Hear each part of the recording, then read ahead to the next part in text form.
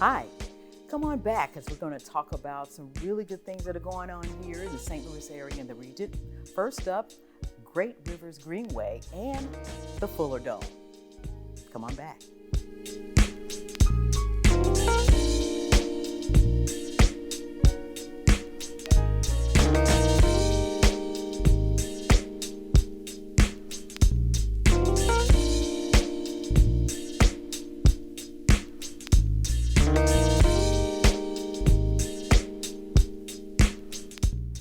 Hello, I'm Robin Boyce for City Corner. I'm glad you could join us today. We've got some good information for you. First off, we're going to talk about the Great Rivers Greenway and some of the great things that are coming their way. There's been a Brick Line Greenway Northern Segment awarded.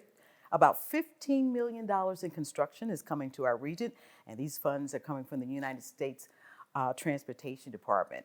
And here to talk with me more about it is Ms. Emma Clues, who is the VP of Communications and Outreach for Great Rivers Greenway. How are you, Emma? I'm great. It's great to see you in person. Yes, thank you for having me. Last time we talked, it was Zooming. Yeah. But we are here a year later in person. And wow, when I saw the news, when it came out probably in December or late November, $15 million awarded to do some really good green space in the St. Louis region. First off, tell us about Great Rivers and what it is exactly you all do. Yes, so we are a public agency serving the city of St. Louis County, and St. Charles County.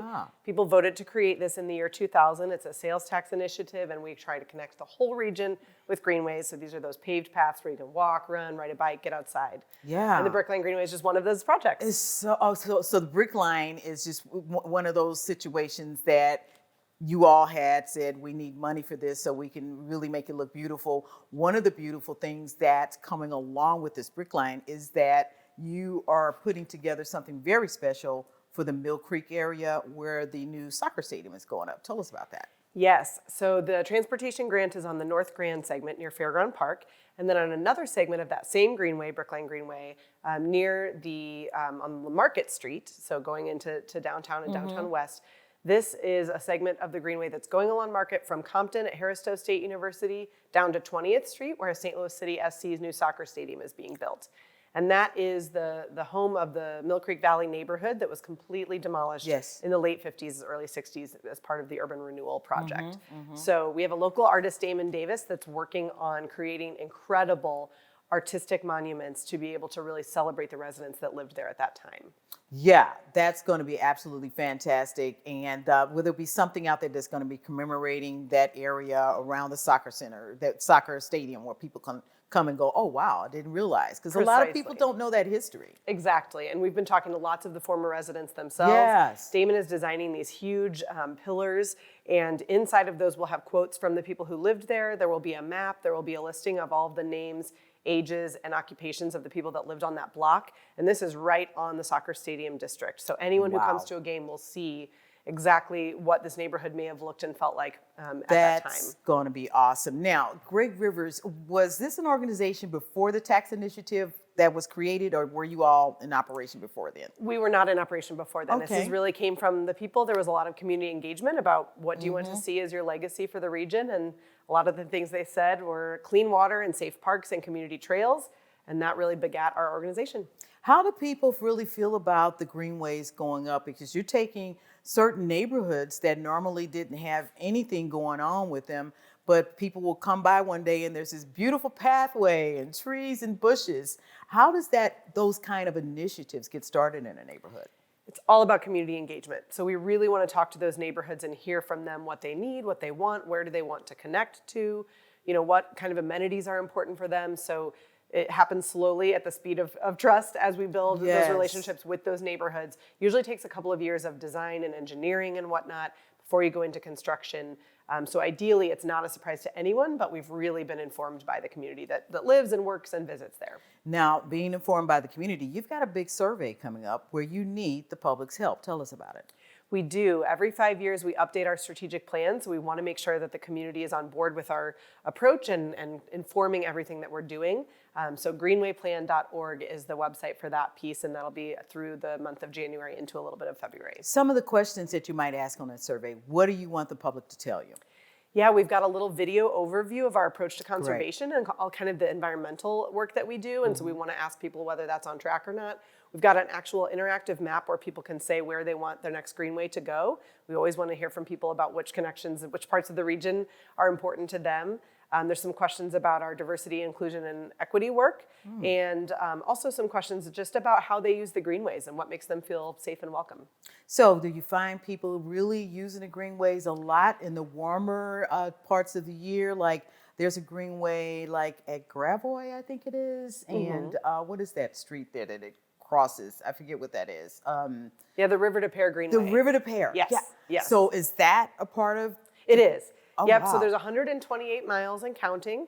And actually, since the pandemic, we have seen a huge spike in usage. So we before that, we had about 2 million trips a year, and we're over 3 million now. So we definitely have people using the greenways all seasons, all kinds of weather. Some people are using them to get to work or get around town or get to school. Some are just getting some exercise. Somebody might just be reading a book on a bench, however people want to use them. So people might just be passing by an area that was redesigned for green space and the health of the planet, actually.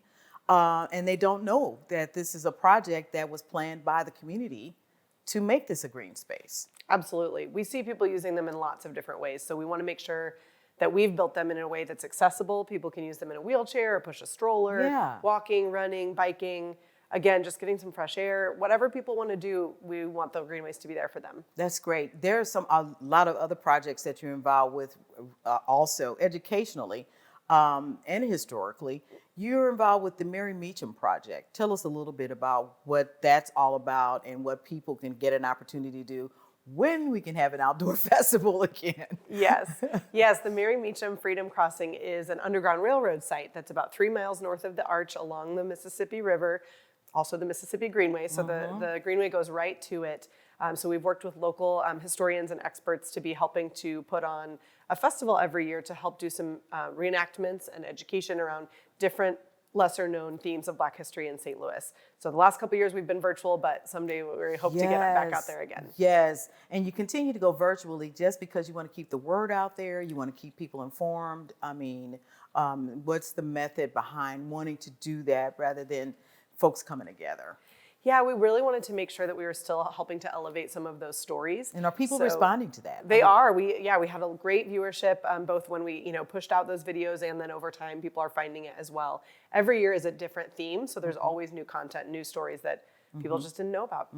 Now, are any of the greenways connected to Forest Park? Or yes. Yeah, how do they kind of join in at the Forest Park area? How does that work?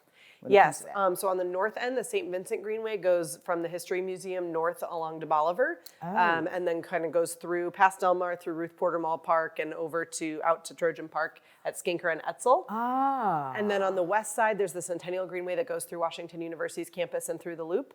And then on the south side, eventually the River to Pear Greenway will connect up to Forest Park on the south end. Eventually, so you're working on something that's going to really be pretty, because I see build up in certain areas on the south side that you're talking about that will eventually work itself towards Forest Park then. Right. Or connect there. Yep, the River to Pear. Yep, and then on the east side, the Brickline Greenway will connect to Forest Park on that end. Yes. So those two are still in planning, but the north and west sides exist now. Why is having an organization like this so important to the St. Louis region? We are working across 3 different counties. It's 120 different municipalities. So I have found that it's really powerful to have this organization being able to make all those connections between different communities, being able to encourage different kinds of collaboration and really, again, putting these sales tax dollars to work, because this is the vision of the people. Do you find people really coming together who live in these different communities, like St. Charles County folks coming down here and connecting with St. Louis City people, vice versa, St. Louis County people going to St. Charles, really, really connecting and doing some things together?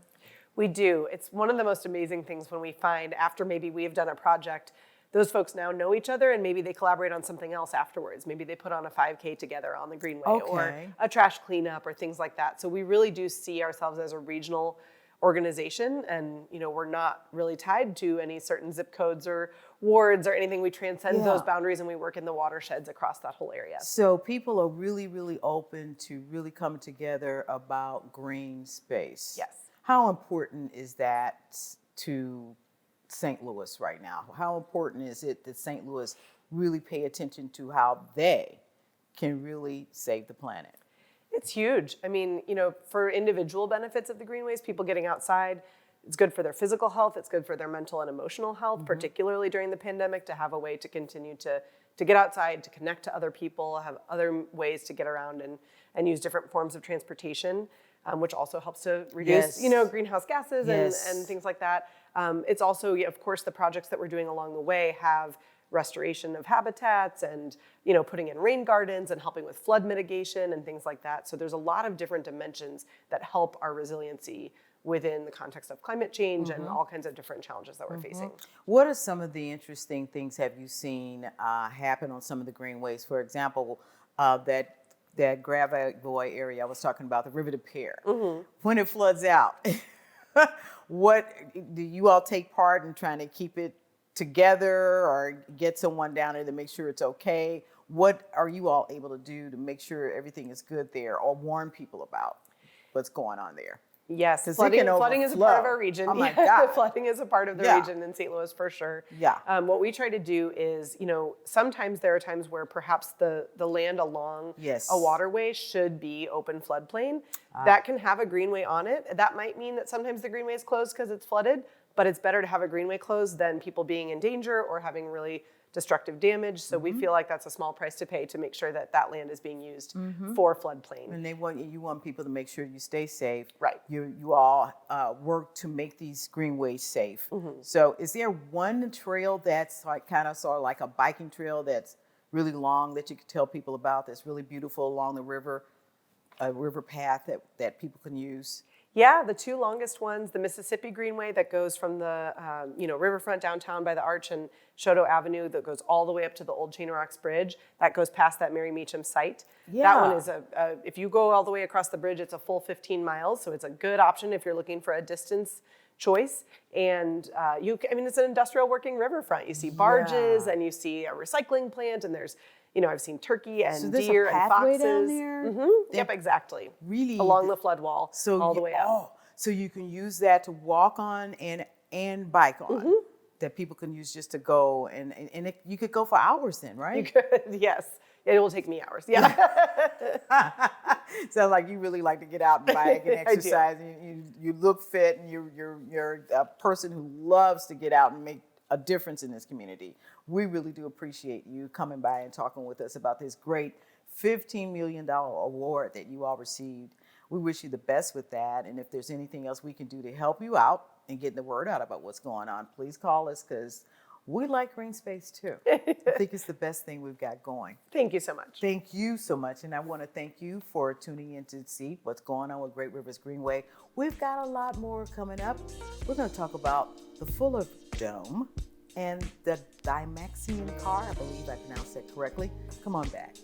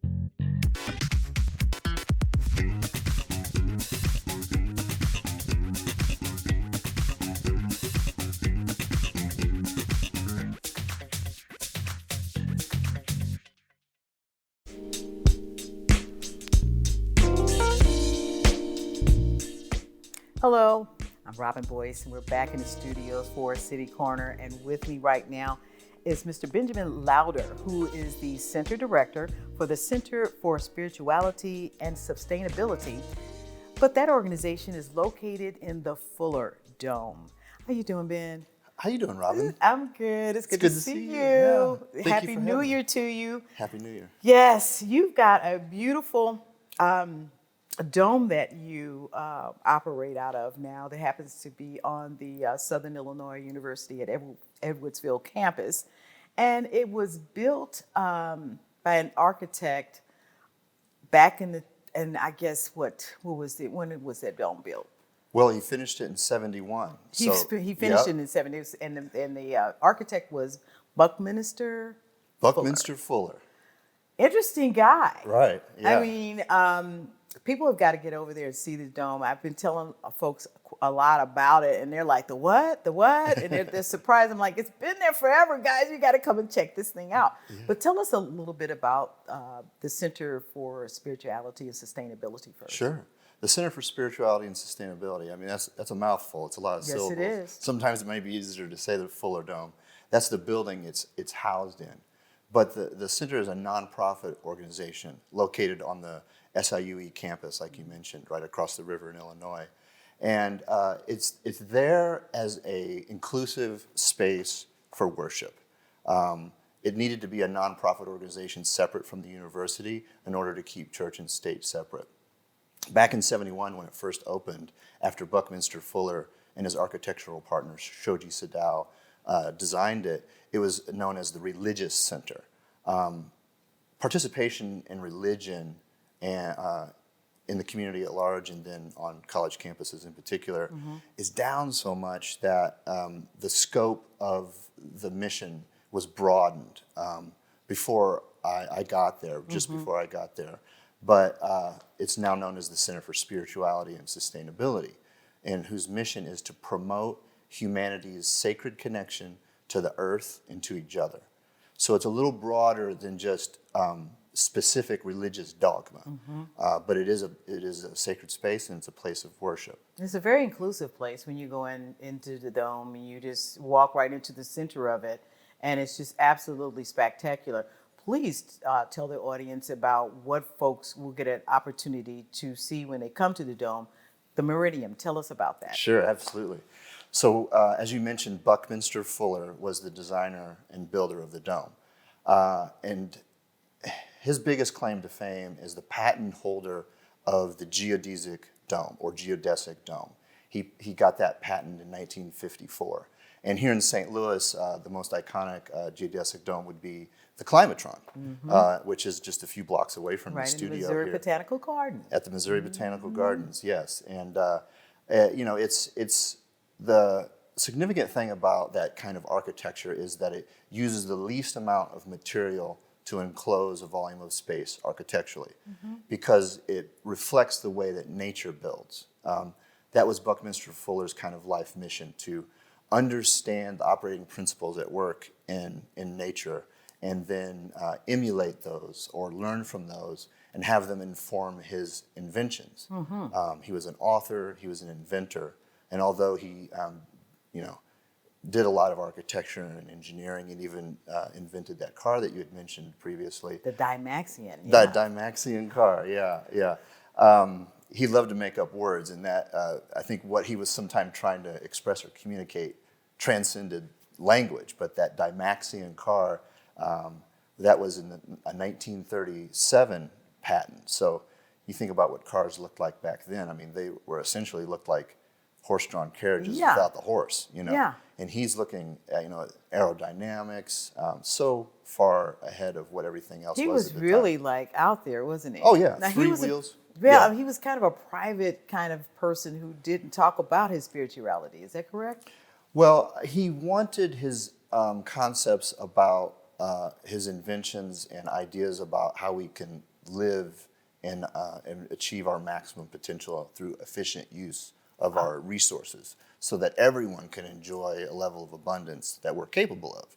He thought that war and scarcity was not necessary. We just lacked the will to come together. And for the first time in human history, he would say we have the technology, knowledge, and resources that everyone can have a high level of abundance in So living. he was one of the early folks who was about the earth and, hey, ecologist, I guess you would say. He was one of the early ecologists? Yeah, I mean, starting back even in the 1920s, he was looking at data and saying, if we continue on this trajectory, this is an unsustainable path.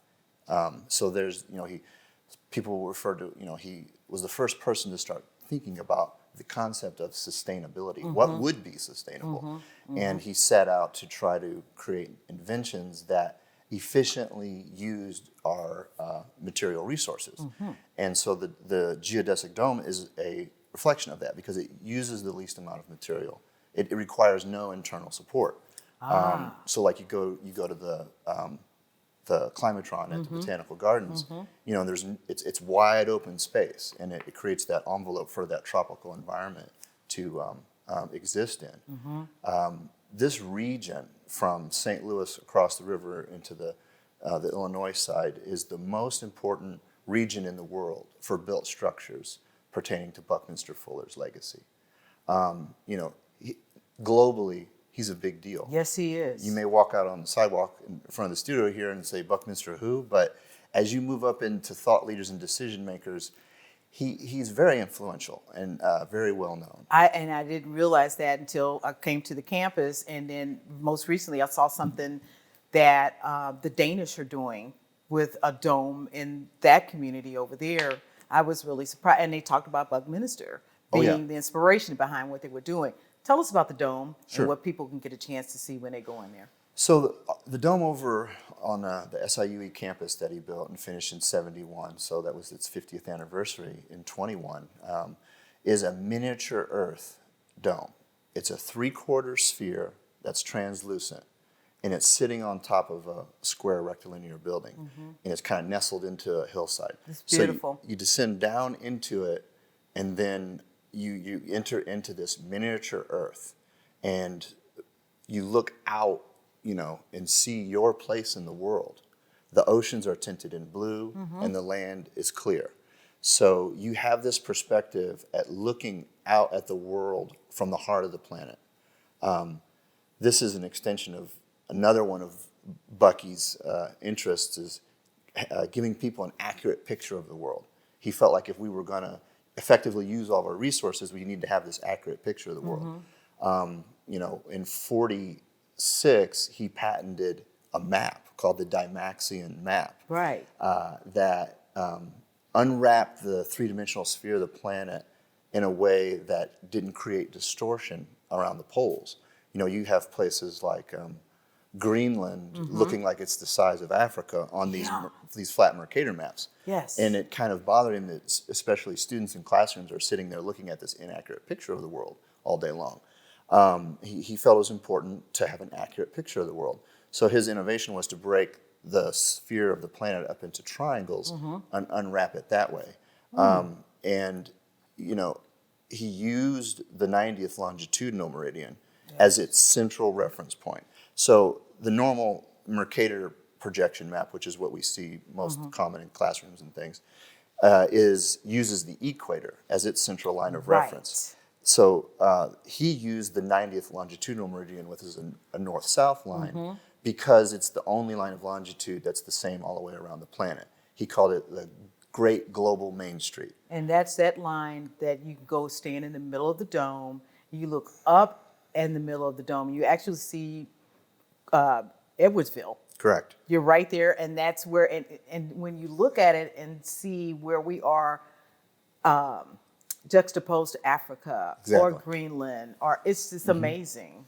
You see your place in the world. That. Yeah, and it was the number of synchronicities and coincidences that had to conspire to allow him to build that building specifically there is really incredible. And it's something that words don't do justice to.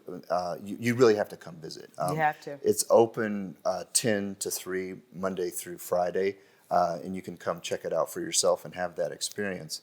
But yeah, he started working with the 90th meridian with that map, back in the 40s. It appeared in Life magazine. right before he got his patent for it. And the 90th meridian coincidentally passes through the SIU Edwardsville campus. Yes. But when he was working on that map and using it, the 90th meridian, that campus was just farmland.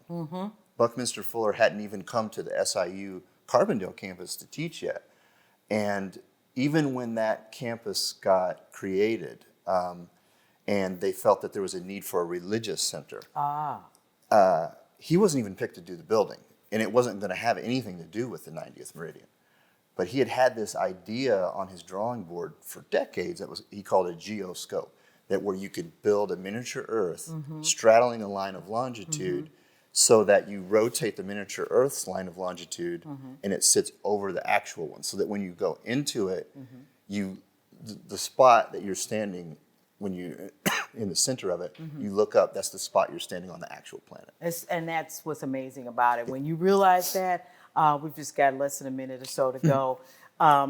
Buckminster was good friends with Catherine Dunham. Exactly. Yep. And Catherine Dunham had commissioned him to dome East St. Louis, real quick. Correct, yes. That was a project that was brought to him from Catherine Dunham and Wyvetter Young. Wow. An idea for East St. Louis to reinvent it, to help solve some of its, urban planning issues. And he proposed, along with Washington University's architecture department, and they drew it up and made models. It was a real plan. Really? A mile-wide geodesic dome that would house 120,000 people. And 120,000 people under this dome, just like the Climatron. Could you imagine something like that? I can imagine it, yeah. It's just, wow. I wish I could have sat down with Buckminster and we just had conversations. But I got bent. Right. Got bent. Thank you for coming in, and I really appreciate you. We've got to have you back. I'd like to get the crew to come over and we just do a thing in the dome one day and just kind of, really sit down and really delve into this whole thing, because St. Louisans really need to get over there and check it out. It's absolutely fantastic. And you can also go to the fullerdome.org and find out more, and call them up at 618-650-3246 for more information.